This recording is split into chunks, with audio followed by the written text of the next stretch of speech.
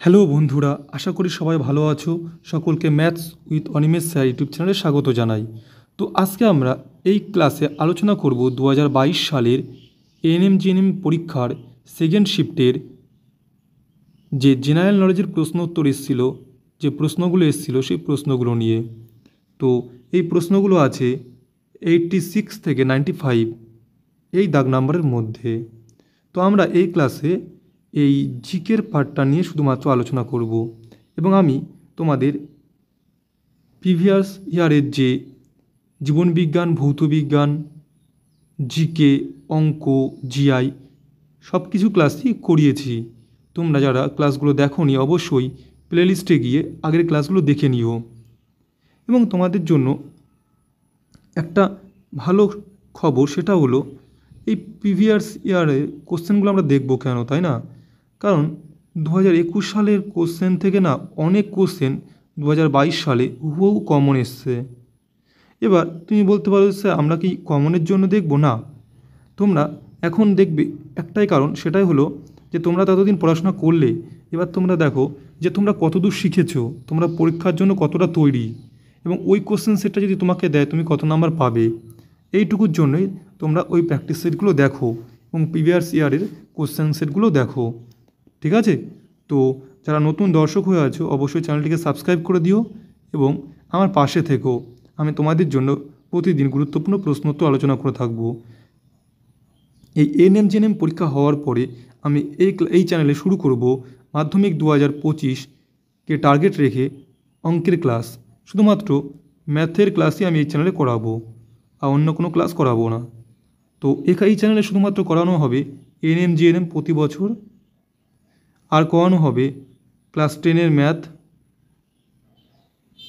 আর করানো হবে ডাব্লিউবিপি এবং কেপি পরীক্ষাকে টার্গেট রেখে পড়াশোনা। তো বোঝা গেল? তো অবশ্যই ক্লাসটি শেষ পর্যন্ত দেখো, ভালো লাগে অবশ্যই লাইক করে দিও। শুরু করছি আজকের ক্লাসটি। দেখো কোশ্চেন নাম্বার 86 কি বলছে, পৃথিবীর সবচেয়ে জনবহুল শহর কোনটি? অপশান এতে new York, Beijing, Mumbai, Tokyo. তো উত্তর হচ্ছে অপশান ডি, টোকিও। পরে 87 কি বলছে, প্রথম কোন ভারতীয় নোবেল পুরস্কার পান? প্রথম কোন ভারতীয় নোবেল পুরস্কার পান? Jawaharlal Nehru, C V Raman, doctor Amartya Sen, Rabindranath Tagore. উত্তর হচ্ছে option D, Rabindranath Tagore. Clear? চলো, এই রবীন্দ্রনাথ ঠাকুর কোশ্চেন তোমাদের মনে হতে পারে যে রবীন্দ্রনাথ ঠাকুর ভারতীয় হিসাবে নোবেল পুরস্কার পেয়েছিলেন কোন সালে?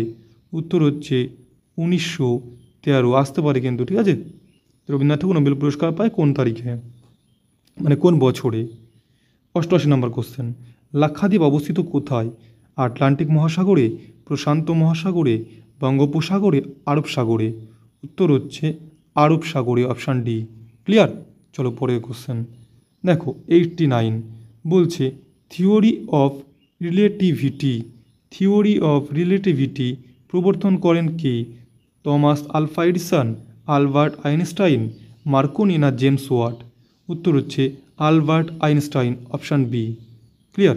কোশ্চেন নাম্বার 90 কি বলছে, নিচের কোন জন চতুর্থ ভারতীয় গ্র্যান্ড স্ল্যাম বিজেতা? সানিয়া মির্জা, রোহন বাপান্না, মহেশ ভূপতি না লেন্ডার পেস? উত্তর হচ্ছে রোহন বাপান্না, অপশান বি সঠিক উত্তর। ক্লিয়ার? কোশ্চেন নাম্বার 90 বোঝা গেল। এবার কোশ্চেন নাম্বার 91 বলছে আলজাইমার রোগটি মানবদেহের কোন অংশকে আক্রান্ত করে? কান, মস্তিষ্ক, চোখ, পাকস্থলী? উত্তর হচ্ছে অপশান বি, মস্তিষ্ককে আক্রান্ত করে আলজাইমার এই রোগটি। 92 কী বলছে, ডক্টর জাকির হোসেন কে ছিলেন? ভারতের প্রথম উপরাষ্ট্রপতি, লোকসভার প্রথম স্পিকার, ভারতের প্রথম মুসলিম রাষ্ট্রপতি, ভারতীয় জাতীয় কংগ্রেসের প্রথম সভাপতি? আমরা সবাই জানি ডক্টর জাকির হোসেন ছিলেন ভারতের প্রথম মুসলিম রাষ্ট্রপতি। ক্লিয়ার? পরে কি বলছে যে 93তে বিখ্যাত আনন্দমঠ উপন্যাসটির রচয়িতা কে? সরোজিনী নাইডু, বঙ্কিমচন্দ্র চট্টোপাধ্যায়, শ্রী অরবিন্দ না রবীন্দ্রনাথ ঠাকুর? অবশ্যই অপশান বি, বঙ্কিমচন্দ্র চট্টোপাধ্যায়। তো বুঝতে পারছো কোন কোন টপিক থেকে কোশ্চেন আসছে। এগুলো কিন্তু খুবই ইম্পর্টেন্ট কোশ্চেন তোমাদের পরীক্ষার জন্য, ঠিক আছে? চলো পরের কোশ্চেন 94 বলছে সাম্প্রতিক খবরের শিরোনামে আসা বাগরাম বিমানপথটি কী নাম? বাগরাম বিমানপথটি কোন দেশে অবস্থিত? পাকিস্তান, আফগানিস্তান, ইরান না ভারত? উত্তর হচ্ছে অপশান বি, আফগানিস্তান। 95, ভারতীয় পার্লামেন্টের দুটি সভার নাম কি? বিধানসভা ও লোকসভা, রাজ্যসভা ও বিধান পরিষদ, লোকসভা ও সুপ্রিম কোর্ট, রাজ্যসভা ও লোকসভা। অবশ্যই অপশান বি, রাজ্যসভা ও লোকসভা। এখান থেকে কোশ্চেন আসে, ভারতের এই পার্লামেন্টের উচ্চকক্ষের নাম কি? উচ্চকক্ষের নাম হলো রাজ্যসভা। আর নিম্নকক্ষের নাম কি? নিম্নকক্ষের নাম হলো লোকসভা। ক্লিয়ার? রাজ্যসভা হচ্ছে উচ্চকক্ষ আর লোকসভা হচ্ছে নিম্নকক্ষ। এবং একটা স্থায়ী কক্ষ হচ্ছে রাজ্যসভা, একটা অস্থায়ী কক্ষ হচ্ছে লোকসভা। এই লোকসভাতে সদস্যদেরকে জনগণ দ্বারা নির্বাচিত হতে হয়, আর রাজ্যসভার সদস্যদেরকে বিধানসভা এবং বিধান পরিষদের সদস্যরা নিয়োগ এদের সভাপতিত্বে পাঠানো হয়, মানে এরা ভোট দিয়ে পাঠায়। বোঝা গেল? রাজ্যসভা আর লোকসভা। লোকসভার স্থায়িত্বকাল হচ্ছে 5 বছর, রাজ্যসভার স্থায়িত্বকাল ক বছর? 6 বছর। ক্লিয়ার? এবং প্রতি 2 বছর অন্তর অন্তর 1/4 ভেঙে যায়। বোঝা গেল?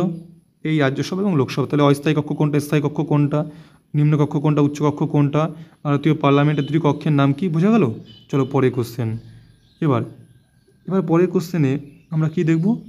পরের কোশ্চেন দেখো জিআই।